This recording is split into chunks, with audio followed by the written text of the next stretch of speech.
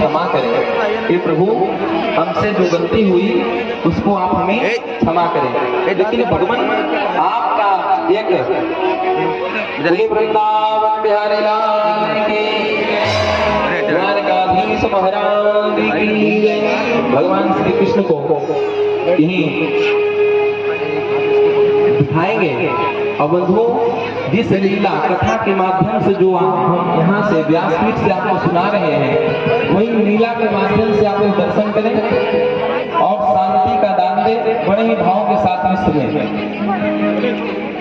एक बार प्रेम से वृंदावन बिहारी लाल की। द्वारका पहुंचे कहा? भगवान के पास में। और जाकर के क्या कहते हैं? शीत पगान जगातन पे प्रभु जान ही बसोती ग्रामा, धोती फटी सी लटी दुपटी और पायो पाहन की नहीं श्यामा, द्वार खड़ो निज दुर्बल एक रहो। एक प्रभु, एक ऐसा ब्रह्मन द्वार पर आया है जिसकी धोती से फटी हुई है, फटी सी धोती, टूटी सी छड़ी। हे प्रभु, उस ब्राह्मण के शरीर की एक एक हड्डियों को हम गिन सकते हैं। हे प्रभु, बंधुओं, भगवान एक एक बातों को बड़े ही गौर के साथ में सुन रहे थे, लेकिन जैसे ही बोले वे अपना नाम सुदामा बताए हैं, इतना सुनते ही बंधुओं भगवान वहां से भागना प्रारंभ कर दिए। अब तो बंधुओं भगवान का पीताम्बरी कहीं गिरी, भगवान का चरण पादुका कहीं छूट गया और बंधुओं भगवान भागे जा रहे हैं, भागे जा रहे हैं। पीछे से भगवान की पत्नियां उद्धव जी, बलराम जी, भगवान के समस्त परिकर बंधुओं भागती हुई जा रहे हैं। कहाँ? द्वार के पास में। आप सब एक दूसरे से सब कह रहे हैं कि देखो तो सही, आज भगवान को क्या हो गया कि भगवान ऐसा क्या समाचार सुना दिए द्वारपाल ने। आज के पहले अगर किसी को द्वारका में आने से पहले ब्रह्मा भी अगर द्वारका में प्रवेश करते थे तो उन्हें आज्ञा लेनी पड़ती थी, लेकिन आज भगवान को क्या हुआ कि भगवान अपने पलंग से कूद करके एक समाचार सुन करके द्वार के पास में पहुंचे। और बंधुओं, भगवान श्री कृष्ण जैसे ही द्वार के पास में पहुंचे, सुदामा जी महाराज बैठे हुए थे। बंधुओं, सुदामा जी को जैसे ही प्रभु देखे अपने अंश में भर लिए। बंधुओं, आज भगवान जो करुणा के सागर हैं, सुदामा जी के उस स्वरूप को देख करके भगवान करुणा के सागर भगवान करुणान हो गए। सुदामा जी को कहते हैं कि हे सुदामा जी, आपको बड़ा कष्ट हुआ, आपको बड़ा तकलीफ हुई होगी यहाँ तक आने में। बंधु, सुदामा जी महाराज को भगवान धीरे धीरे पकड़ करके बंधु लेकर के आ रहे हैं। कहा? अपने महल में। और महल में ला करके बंधु राज सिंहासन पर सुदामा जी महाराज को बिठा दिए और स्वयं भगवान श्री कृष्ण उनके चरणों के पास में भगवान श्री कृष्ण बैठ गए। और बैठ करके बंधुओं तुरंत आदेश दिए रुक्मणी जी को, रुक्मणी जाओ, ये ब्राह्मण देवता है, इनके चरण धोने के लिए जल लेकर के आओ। रुक्मणी जी महारानी बंधुओं सोने के कलश में जल लेकर लेने के लिए गई, लेकिन सुखदेव जी वर्णन करते हैं कि बंधुओं जब तक रुक्मणी जी महारानी जल लेकर के आती, उससे पहले भगवान श्री कृष्ण अपने आंखों के अश्रुबिंदु से सुदामा जी को चरणों को पखार रहे हैं कि देखी सुदामा की दीन दशा, कि देखी सुदामा की दीन दशा, करुणा करके करुणा निधि रोए, पानी परात को हाथ छुओ नहीं, नैना के जल सोपग धोए। जितनी देर में जगत जननी लक्ष्मी जी, लक्ष्मी स्वरूपणी रुक्मणी जी सोने के कलश में जल लेकर के आती, उतनी देर में भगवान अपनी आंखों के अश्रुबिंदु से पूरे सुदामा जी को चरणों को बंधो धो दिए। आज भगवान सोच रहे हैं कि हे मित्र, इतनी दिन तक तुम कहाँ रहे? ऐसे बिहाल बिवायन सो पग कंटक जाल लगे पुनि जोए, हाय यहाँ दुख पायो सखा, तुम आए ते न किते दिन कोई। आज बंधुओं भगवान श्री कृष्ण सुदामा जी के तलवों को देख रहे हैं। एक एक तलवों में बंधुओं अनंत कांटे चुभे हुए हैं। सुदामा जी के पैरों में विवाहियां फटी हुई है। और आज बंधुओं भगवान जो करुणा के सागर थे फूट फूट के रो रहे हैं। सुखदेव जी महाराज कहते हैं कि हे परीक्षित, यह सब दृश्य देख करके पूरी द्वारकावासी भौचक्के हो गए। क्या भगवान कर क्या रहे हैं? क्योंकि सुदामा जी के बारे में कोई जानते तो है नहीं कि सुदामा जी हैं कौन। और आज पूरे द्वारकावासी भौचक्के बने बैठे हुए हैं। सोच रहे देखो तो सही कि आज कौन ऐसा ब्राह्मण आया है। आज के पहले ब्रह्मा और शिव जी को भी अगर द्वारका में आनी होती है तो सबसे पहले अनुमति लेनी पड़ती है। आज भगवान इस अद्भुत ब्राह्मण के चरणों को धो रहे हैं। रुक्मिणी जी क्या सोचती है मन में कि मैंने न कृतम पुण्यम अवधूते न भिक्षुणा श्रियाहीने न लोकेस्मिन् गृहीते न धनेन च। रुक्मिणी जी सोचती है कि किमनेन कृतम पुण्यम, ये ब्राह्मण ने ऐसा कौन सा सत्कर्म किया है, ऐसा कौन सा पुण्य किया है कि जगतपति लक्ष्मीपति त्रिलोकीनाथ आज इनके चरणों में बैठे हुए हैं। बंधुओं भगवान श्री कृष्ण सुदामा जी के विधिवत पूजन किए, अर्चन किए। इसके पश्चात बंधुओं सुदामा जी को अपने निज भवन में ले जाकर के बंधुओं सुदामा जी को स्नान ध्यान करवाए और अपना पीताम्बरी सुदामा जी को पहनने के लिए दिए। बंधुओं भगवान की पीताम्बरी को पहन करके सुदामा जी महाराज बड़े प्रसन्न हैं, प्रमुदित हैं। सुदामा जी महाराज के सामने अपने पत्नियों को बंधुओं आदेश दिए भगवान, आओ महाराज ये बड़े तपस्वी महात्मा है, इनके चरणों में आकर सब प्रणाम करो। अब बंधुओं सुदामा जी महाराज के चरणों में आकर रुक्मिणी कहती है, भगवान मैं रुक्मिणी प्रणाम करती हूँ, अखंड सौभाग्यवती हो, अखंड सौभाग्यवती भव। मैं जामवती प्रणाम करती हूँ, अखंड सौभाग्यवती भव। बंधुओं एक एक करके 500 पत्नियां प्रणाम की। सबको सुदामा जी अखंड सौभाग्यवती भव, अखंड सौभाग्यवती भव। अब 500 बार आप हाथ को ऐसे ऐसे करो। सुदामा जी का हाथ ही दर्द करने लगा। महाराज ये बताओ ये सब हैं कौन? ये सब वही हैं जो आप समझ रहे हैं। सुदामा जी नहीं समझे।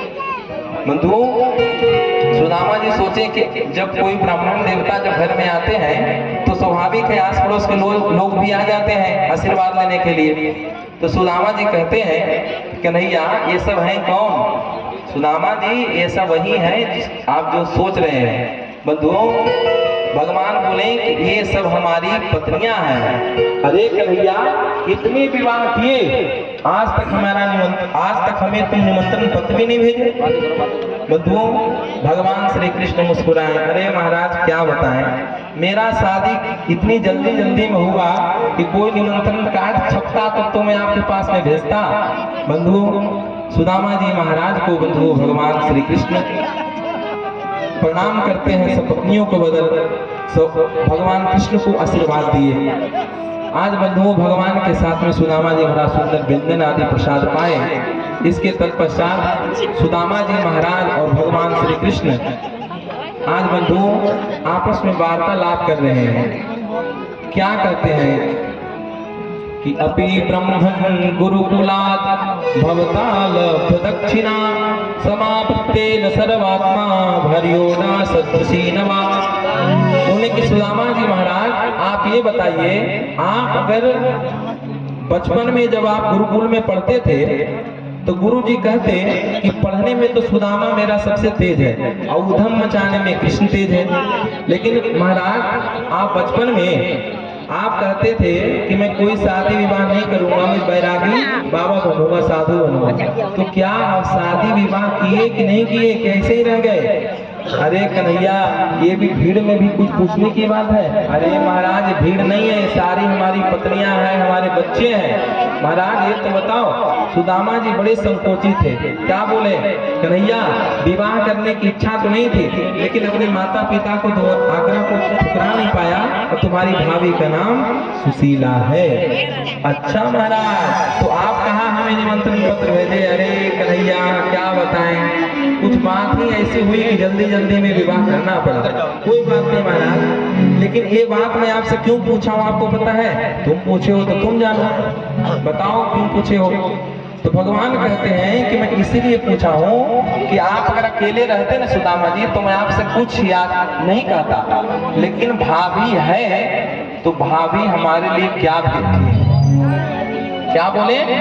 अगर भाभी है तो भाभी हमारे लिए क्या भेजी है? बंधुओं, भगवान तो सबके हृदय के भाव को जानते हैं। अब सुदामा जी महाराज बड़े संकट में फंस गए।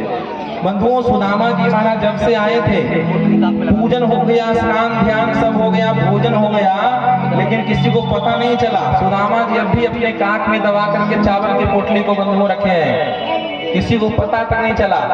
और अब जब भगवान कृष्ण बोले कि भाभी हमारे लिए क्या भेजी है, सुदामा जी संकोच कर रहे हैं कि देखो तो सही, ये जो रानियां हैं इनकी बड़े बड़े राजकुमारियां हैं, और मैं इनके सामने अगर चावल का टूटा हुआ जो चावल का पोटली है दूंगा तो लोग क्या सोचेंगे कि बड़ा आया मित्र बनने के लिए और चावल का पोटली लेकर के आया मेरे प्रभु के लिए। सुदामा जी महाराज बंधु संकोच में है, लेकिन सुखदेव जी कहते हैं कि हे परीक्षित, सुदामा जी कहते हैं कन्हैया, भाभी क्या भेजी है ना, इसकी बात हम लोग बाद में कर लेंगे। पहले ये बताओ, जब हम लोग गुरुकुल में रहते थे तो गुरुदेव हमसे कितना स्नेह करते थे, कितना प्रेम करते थे। एक बार हम दोनों अपने गुरुदेव के लिए जंगल में समिधा लेने के लिए गए थे, तो उस समय जंगल में इतनी जोर से तूफान आंधी आई कि हम दोनों एक वृक्ष पर चढ़ करके पूरी रात्रि व्यतीत किए। तब गुरुदेव जंगल में ढूंढते हुए हम लोग को लेने के लिए आए अर्धरात्रि में। अब गुरुदेव जब हम दोनों को देखें कि हमारे लिए ये दोनों शिष्य इतना कष्ट भोगे हैं रात भर, बंधुओं, तब गुरुदेव बोले थे कि तुम्हारी पढ़ी हुई विद्या कभी निष्फल नहीं होगी। जब गुरुदेव के स्नेह का स्मरण होता है, गुरुदेव हमसे कितना प्रेम करते थे, उस भाव का जब दर्शन होता है तो ऐसा लगता है एक बार जाकर के गुरुदेव से मिलता है। भगवान कृष्ण कहते हैं वो तो बात ठीक है सुदामा जी, लेकिन भाभी हमारे लिए क्या भेजी है? बंधुओं, यही तो भगवान की विशेषता, हरि भूलू हरि नाम न भूलू। अरे कन्हैया, तू बार बार भाभी के पीछे पड़ा है, ज्यादा भाभी के पीछे पड़ेगा ना तो मैं तुम्हारी सारी पोल पट्टी खोल दूंगा। यहाँ पे भगवान में क्या खोलेंगे? यही खोलूंगा कि बचपन में ये गोकुल की गलियों में नंगे डोला करते थे। अरे सुदामा जी, ये सब माखन चोरी आदि लीलाओं को देखकर तो इतनी हमारी रानियां बन गई हैं, ये सब तो प्रभाव नहीं पड़ेगा हम पे। बंधुओं, सुदामा जी महाराज के भाव को बंधु भगवान समझ रहे हैं। भगवान स्वयं बोले हैं बंधुओं भागवत में, क्या कहते हैं? हे सुदामा जी, क्यों संकोच कर रहे हो? अरे जो लेकर के आए हो सो मुझे समर्पण कर दो। भगवान क्या बोले? पत्रम पुष्पम फलम तोयम यो में भक्त्या प्रहक्षते तदहम भक्ति प्रहता अस्नामि प्रयतात्मनः। क्या बोले कि भक्त, अगर कोई भी भक्त कोई भी पत्ता, कोई भी फूल, कोई भी फल, तोयम कोई भी जल कहीं से लाकर दे दे, उसको भाव से दिया हुआ वस्तु को मैं सिर्फ स्वीकार ही नहीं करता, उसका भोग लगा देता हूँ। बंधुओं, भगवान गीता में भी भागवत में भी लिखे हैं, कोई तुलसी पत्ता का नाम ले लिए, पत्रम पुष्पम फलम तोयम, भाव से कुछ भी ला करके मुझे समर्पण भक्त करता है ना, तो उसके भाव को देख करके उसके दी हुई वस्तु को मैं ग्रहण कर लेता हूँ। ये सुदामा जी क्यों संकोच करते हैं? बंधुओं, सुदामा जी बड़े संकोच ही कर रहे हैं, सोच रहे हैं कि कैसे दूं, लेकिन सुदामा जी की बात को भगवान समझ गए, हृदय को समझ गए। और बंधुओं, भगवान जबरदस्ती सुदामा जी को पकड़ लिए और पकड़ करके बंधुओं कहते हैं कि सुदामा जी ये आपका जो बायां कान है उठा हुआ कैसे दिख रहा है? अरे कुछ नहीं कन्हैया, बहुत दूर से आया हूँ ना, हाथ में दर्द हो गई है। अरे देखो तो सही है ना, आपका दर्द कर रहा है हाथ और मैं दबा रहा हूँ पैर। सुदामा जी मैं इतना अच्छा मालिश करता हूँ, एक बार हाथ दीजिए, आपका ऐसा मालिश करूंगा जीवन में भी कभी दर्द नहीं होगा। लाइए हाथ। बंधुओं भगवान पकड़े जैसे ही सुदामा जी के हाथ की चावल की पोटली धाम से नीचे गिर गई। और सुदामा जी महाराज संकोच करने के भगवान बंधुओं उस चावल की पोटली को उठाए और उठा करके बंधु पलट पलट के देख रहे हैं। देखो तो सही कैसा ब्राह्मण है, इतनी विपत्ति। ऐसा एक वेद का विद्वान ब्राह्मण के घर में इतना तकलीफ नहीं हो सकता है। मैं अपने सुदामा को सर्वस्व दे दूंगा। और बंधुओं ऐसा सोचकर भगवान क्या किए, उस चावल के पोटली को जैसे ही खोले कि जो करुणा के सागर है भगवान, आज भगवान के आंखों से बंधुओं अश्रुबिंदु प्रवाहित होने लगा कि देखो तो सही इस सुदामा के घर के एक भी दाना इसमें नहीं है, इतना गरीबी। और बंधुओं उस चावल में से एक मुट्ठी चावल भगवान अपने मुख में खाए, अनेक विश्वात्मा। और एक मुट्ठी जैसे ही बंधुओं चावल खाएं और मन में कहते हैं कि जो सुख स्वर्ग के राजा इंद्र को जो सुख मिलता है वो सुख मैं अपने सुदामा को प्रदान करता हूँ। क्या बंधुओं दे रहे हैं किसी को कुछ पता नहीं है, सिर्फ रुक्मणी जी को छोड़कर। दूसरा मुट्ठी चावल को उठाएं और जैसे ही बंधुओं खाएं भगवान क्या कहें, बोले कि जितना इस पृथ्वी के चक्रवर्ती सम्राट राजा को सुख मिलता है वो सुख मैं अपने सुदामा को प्रदान करता हूँ। दूसरा मुट्ठी खा लिए और तीसरा मुट्ठी बंधुओं उठाने ही वाले थे कि रुक्मणी जी महारानी हाथ जाकर के पकड़ ली, स्वामी बस बस स्वामी बस, ये कच्चा चावल है स्वामी। अंदर अंदर तो बंधुओं बात हो रही है कि आज बड़े आए ब्राह्मणों के ऊपर कृपा लुटाने वाले। एक वह भी ब्राह्मण था जब क्षीर सागर में शयन कर रहे थे तो बिना सोचे समझे गया आपके छाती में जोर से प्रहार किया, लात का प्रहार। बंधुओं भृगु जी महाराज का स्मरण करा रहे हैं, कौन? लक्ष्मी जी मन ही मन। भृगु जी महाराज गए कहा? क्षीर सागर में, वैकुंठ में। और जब देखे देवों की परीक्षा ले रहे थे तो जोर से 1 लाख लगाए। तो आज लक्ष्मी जी मन ही मन कहते हैं कि बड़े आए ब्राह्मणों पर कृपा लुटाने वाले। एक वह भी ब्राह्मण था जो बिना सोचे समझे आपके हृदय में वक्षस्थल में 1 लाख लगाया था। इतनी कृपा करने की क्या आवश्यकता थी? भगवान बोले हैं कि क्यों न करूं, वो भी ब्राह्मण ही था जो आपका संदेश पत्र लेकर के आया था। अगर वो पत्र लेकर के नहीं देता तो द्वारिका की रानी आप कहां से बनती? बंधुओं अंदर अंदर में नोक झोंक चल रहा है रुक्मणी जी में और भगवान में कि मैं दूं क्यों नहीं दूं। तो रुक्मणी जी कहते हैं कितना क्यों दे रहे हैं? बंधुओं रुक्मणी जी महारानी ऊपर से ही कही प्रभु बहुत हो गया, ये कच्चा चावल है भगवान, ज्यादा मत खाइए। बंधुओं भगवान कहते हैं कि देवी तुम कहती हो तो अब मैं नहीं खाता हूँ। सुदामा जी भी कहने लगे कन्हैया कच्चा चावल भी कोई खाने की वस्तु है। और बंधुओं वो चावल रुक्मणी जी के हाथों में दे दिए। रुक्मणी जी महाराज ने अपने सब परिकरों में अपने पूरे परिवार में बांट दी। सुदामा जी महाराज को भगवान क्या दिए क्या नहीं दिए कुछ भी किसी को पता नहीं। बंधुओं सुदामा जी महाराज सानंद निवास किए रात्रि में। और जैसे ही बंधुओं सुबह हुआ कि सुदामा जी महाराज भगवान का दिया हुआ पीतांबरी को भी उतार करके रख दिए। और बंधुओं जो फटी धोती पहन कर आए थे ना वही फटी हुई धोती पहन करके कहते हैं कि कन्हैया बहुत दिन हो गया वहां से चले हुए, तुम्हारी भाभी अकेली होगी, कभी अगर अवसर मिलेगा तो मैं तुम्हारी भाभी को लेकर के इस द्वारिका में मैं यहाँ आऊंगा, अब मुझे जाने की अनुमति प्रदान करें। बंधुओं सुदामा जी महाराज को भगवान कहते हैं कि सुदामा जी बहुत दिनों के बाद आप यहाँ आए, कम से कम 2-4 दिन तो यहाँ रहिए।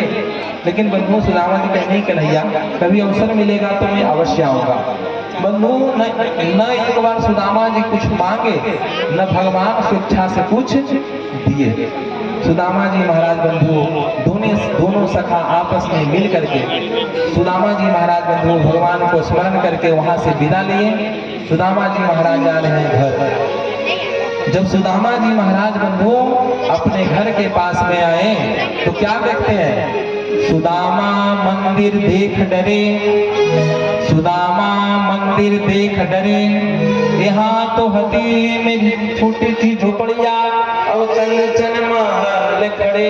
अरे यहाँ पर तो मेरी टूटी सी झोपड़ी थी, यहाँ इतना सुंदर महल कहाँ से आ गया। बंधुओं, जैसा महल भगवान कृष्ण का द्वारका में था ना, वैसा ही महल सुदामा जी के कुटिया के सामने भगवान दिव्य और भव्य महल बनवा दिए। बंधुओं, विश्वकर्मा जी को आदेश देकर के भगवान दिव्य और भव्य महल तो बनवा दिए। सुदामा जी महाराज बहुत चक्के हैं, कह रहे यहाँ हमारी टूटी सी कुटिया थी, आज यहाँ इतना बड़ा विशाल भवन कहाँ से बन गया। ऐसा लगता है चारों तरफ देखें, बोले कि बाकी तो सबका घर ऐसा ही दिख रहा है, लेकिन मेरा घर कहाँ गया। ऐसा हो सकता है बहुत दिन हो गया, कोई सुधीर जी होंगे वो हमारे घर को खरीद लिए होंगे, यहाँ अपना भवन बना लिए होंगे। जब लोगों से पूछे कि भैया इस पुरी का नाम क्या है, लोगों ने इस पुरी का नाम सुदामापुरी है। आश्चर्यचकित हो गए।